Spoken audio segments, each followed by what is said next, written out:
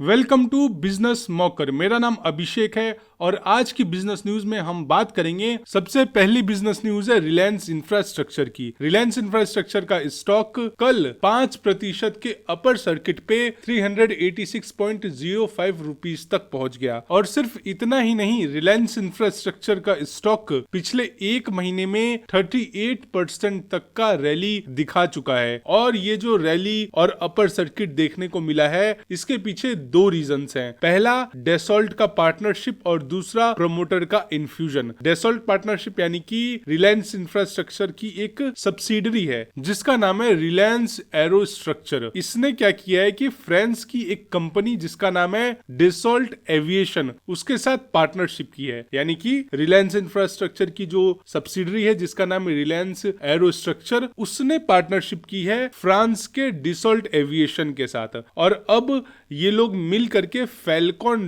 200 jets बनाएंगे। Basically ये एक एरोप्लेन का टाइप है। जैसे अभी ये जो एयर इंडिया का एरोप्लेन का टाइप था बोइंग, वैसे ही ये भी है फैल्कॉन। तो जो फैल्कॉन 2000 है वो एक तरह का बिजनेस जेट है और अब ये इंडिया में ही बनेगा और इसी के लिए ये पार्टनरशिप थी। और नागपुर में इसकी फाइनल असेंबली लाइन बनेगी जिससे इंडिया एरोस्पेस मैन्युफैक्चरिंग में एक ग्लोबल प्लेयर बनेगा। दूसरा जो रीजन था वो था प्रमोटर इन्फ्यूजन, यानी कि प्रमोटर इसमें पैसे डाल रहे हैं या फिर आप ऐसा कह लो कि फंड इन्फ्यूज कर रहे हैं। तो जो प्रमोटर है रिसे इन्फिनिटी, उन्होंने 240 रुपीज पर शेयर पर 1.25 करोड़ शेयर्स खरीदे जिससे 300 करोड़ रुपीज का फंड मिला कंपनी को। अब जब मैंने ये प्रमोटर रिसे इन्फिनिटी बोला तो ये एक कंपनी है जो प्रमोटर कंपनी है, यानी कि ये थोड़ा सा कॉम्प्लिकेटेड है बट मैं समझाने की कोशिश करता हूं। प्रमोटर रिसे इन्फिनिटी का मतलब कि ये रिलायंस इंफ्रास्ट्रक्चर के प्रमोटर ग्रुप की एक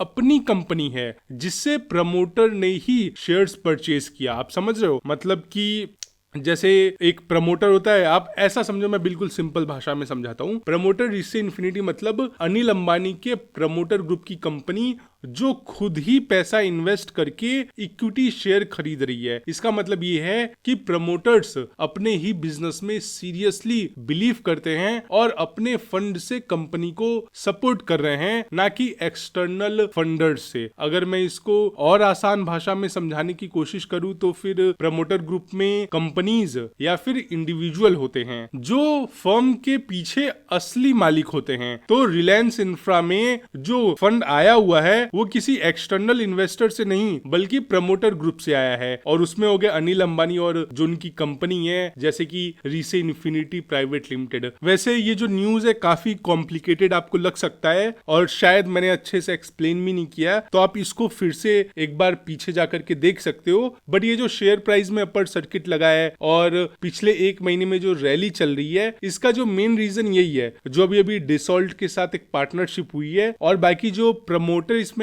फंड अपना इन्फ्यूज कर रहे हैं उसके वजह से थोड़ा इफेक्ट पड़ा है। अगली बिजनेस न्यूज है वोल्टास की। वोल्टास के स्टॉक 2025 से अब तक 30% नीचे गिर चुके हैं और इसका मेन रीजन है अप्रैल से मई के महीने में एसी की सेल्स में 20 से 25% की ड्रॉप। और ये ड्रॉप हुआ है क्योंकि आपको पता है अनसीजनल बारिश हो रहा है, मौसम काफी ठंडा भी हो जा रहा है। जैसे अभी आप देख लो जहां पे मैं रहता हूं वहां पे बहुत बादल है, बिल्कुल मौसम ठंडा है। मुंबई में, महाराष्ट्र में कई सारी जगह पे बारिश हुई है, पुणे में भी बारिश हुई है। तो इस रीजन की वजह से एसी की सेल्स ड्रॉप हुई है 20 से 25%। और नुवामा ने भी इस स्टॉक को जो है एक होल्ड का डाउनग्रेड कर दिया है और ईपीएस का एस्टिमेट भी कम किया गया है। तो ये कुछ रीजंस थे वोल्टास के जो शेयर्स हैं उनके नीचे गिरने का। और उम्मीद तो यही थी कि गर्मियां इस बार बहुत ज्यादा पड़ने वाली हैं। गवर्नमेंट ने रिपोर्ट भी निकाला था कि इस साल हीट वेव से कई लोगों की जान भी जा सकती है और इस साल गर्मियां बहुत ज्यादा पड़ेंगी। लेकिन हुआ इसका उल्टा, मतलब कि गर्मियां तो पड़ी लेकिन जो नंबर ऑफ डेज थे, यानी कि अगर आप मान लो 90 डेज हैं तो 90 दिनों में से जो 25 दिन थे जहां पे गर्मी बहुत ज्यादा हुई, बाकी के दिनों में या तो मौसम ठंडा था या तो कई जगह बादल था। पूरे मैं ऑल ओवर इंडिया की बात कर रहा हूं, मैं किसी एक लोकेशन की बात नहीं कर रहा। और अब बात करते हैं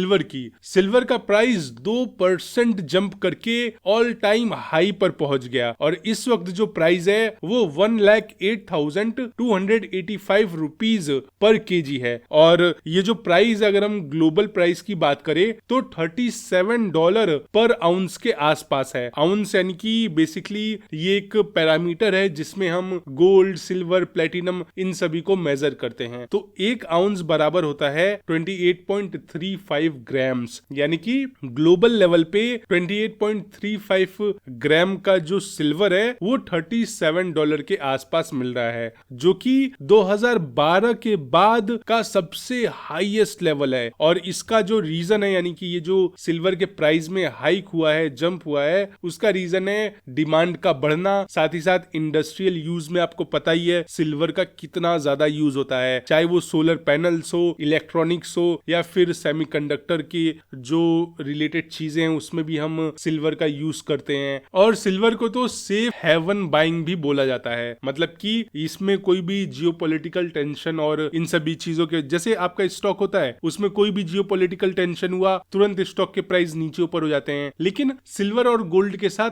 ऐसा कुछ नहीं होता है। अब जो दूसरी चीज है जिसपे मैं आपका ध्यान लेके जाना चाहता हूं वो है gold silver ratio. Gold silver ratio इस वक्त 91 तक गिर गया है, यानी कि ये एक बुलिश सिग्नल शो करता है। साथ ही साथ फ्यूचर्स में भी फ्रेश बाइंग हुई, इसलिए ये जो सिल्वर का प्राइस है वो इतना ज्यादा चढ़ गया। अब आप कमेंट सेक्शन में मुझे ये बताओ कि आपके पास गोल्ड ETF ज्यादा है या फिर सिल्वर ETF ज्यादा है। अब चलते हैं हम अगले बिजनेस न्यूज के तरफ, लेकिन उससे पहले इस वीडियो को आप लाइक कर दीजिए क्योंकि आप लोग लाइक करना भूल जाते हो। ये बिजनेस न्यूज है रीट से रिलेटेड। सत्वा और Blackstone backed knowledge reality trust ने IPO से पहले 1400 करोड़ रुपए रेस किए और ये जो KRT है यानी कि नॉलेज रियलिटी ट्रस्ट, जिसका 6200 करोड़ रुपए के रीट का IPO आने वाला है, इनके पास 30 प्राइम ऑफिस एसेट्स हैं और 48 मिलियन स्क्वायर फीट का पोर्टफोलियो भी है और इसके साथ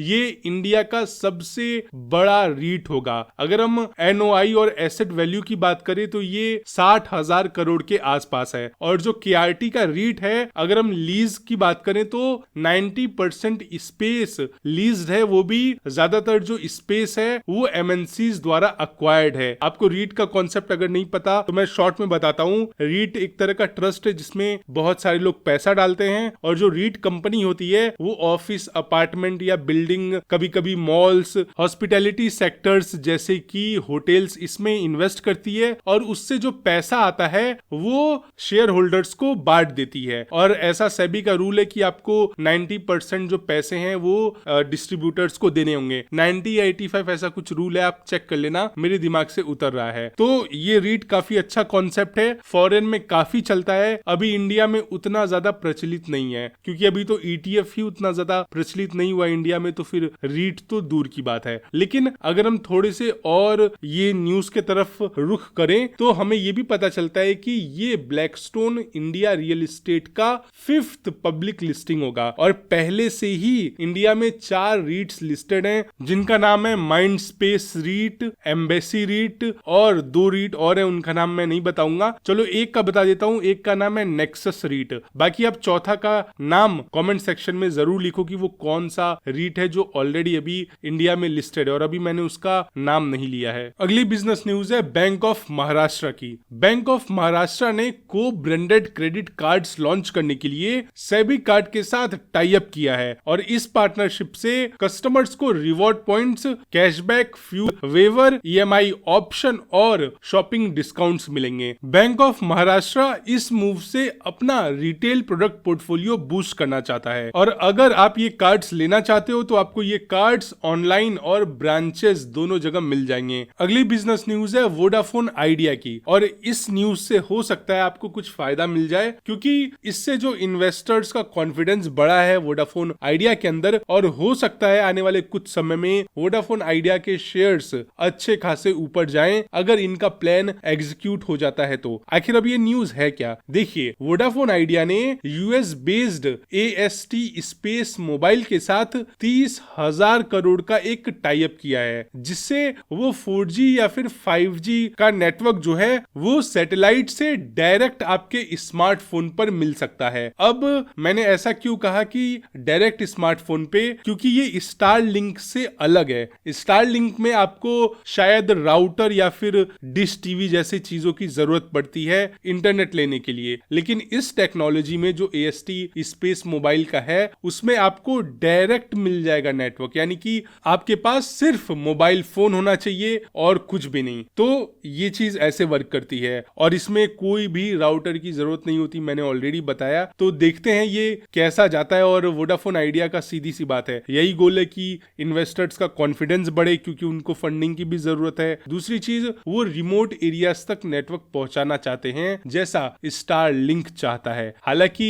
इनका जो AST का जो टेक है वो काफी अलग है। तो देखते हैं ये कैसे रोल आउट होता है और कितना डिफरेंस होता है और क्या लोग स्टारलिंक की जगह डायरेक्ट वोडाफोन आइडिया यूज करेंगे, क्योंकि इसका चांस मुझे ज्यादा लग रहा है। क्योंकि आप खुद सोचो, आप अगर ट्रेवल कर रहे हो तो आप कहां कहां DTH या फिर राउटर लेके घूमोगे। अगर आपके फोन पे डायरेक्ट आ जाए तो फिर ये काफी अच्छी चीज होगी, लेकिन ये सारी चीजें अभी संभावनाएं हैं। लेट्स सी फ्यूचर में क्या होता है। अगली बिजनेस न्यूज है जोहो की। जोहो एक इंडियन कंपनी, आप सभी को पता है, और ये AI इनबिल्ड कर रही है, तो ये बहुत ही अच्छी चीज है। और ये न्यूज आप ध्यान से सुनना, आपको बहुत ही अच्छा लगेगा, क्योंकि जोहो ने जिया हब्स लॉन्च किया है, जो एक अनस्ट्रक्चर्ड बिजनेस डेटा से AI इंसाइट्स निकालने में मदद करेगा। और जब मैं अनस्ट्रक्चर्ड बिजनेस डेटा बोल रहा हूं तो इसका मतलब है ईमेल्स, डॉक्स, PDF, वीडियोस, यहां तक कि एक्सेल शीट्स भी। इसमें अगर हम अच्छे से समझे जिया हब्स क्या क्या करने वाला है, तो जिया हब्स जोहो वर्क ड्राइव में यूज होगा। उसके साथ साथ स्मार्ट एजेंट्स को कंटेंट समझाने और एक्शन लेने लायक भी बनाता है। जिया हब्स हर प्रोजेक्ट या फिर टास्क के लिए एक स्मार्ट हब बनाता है जहां पे AI काम करेगा। अभी तो इसके बारे में जानकारी कम है, क्योंकि ये अभी अर्ली एक्सेस में है और इसका जो फुल रोल आउट है वो Q3 FY25 तक हो जाएगा। तो जब ये फुल रोल आउट हो जाएगा तब हमें ये देख करके और यूज करके समझ आएगा कि जोहो का ये AI स्ट्रेटेजी कितना लॉन्ग टर्म है और कितना इंपॉर्टेंट है, क्योंकि चैट GPT भी अपग्रेड होते जा रहा है, मार्केट में कई सारे AI टूल्स आ रहे हैं। तो अगर जोहो का जिया हब्स अच्छे से बन जाता है और प्रॉपर फंक्शनैलिटी उसकी अच्छी होती है तो जोहो को बहुत ज्यादा फायदा मिलेगा। और इसी के साथ आज की बिजनेस न्यूज यहीं खत्म होती है। उम्मीद करता हूं आपको हमारी सीरीज बहुत पसंद आती होगी। कल फिर से मिलते हैं इसी टाइम पे, तब तक के लिए bye bye, take care, Vande Mataram. और हाँ, आप अपना और अपनी फैमिली का ख्याल रखिएगा।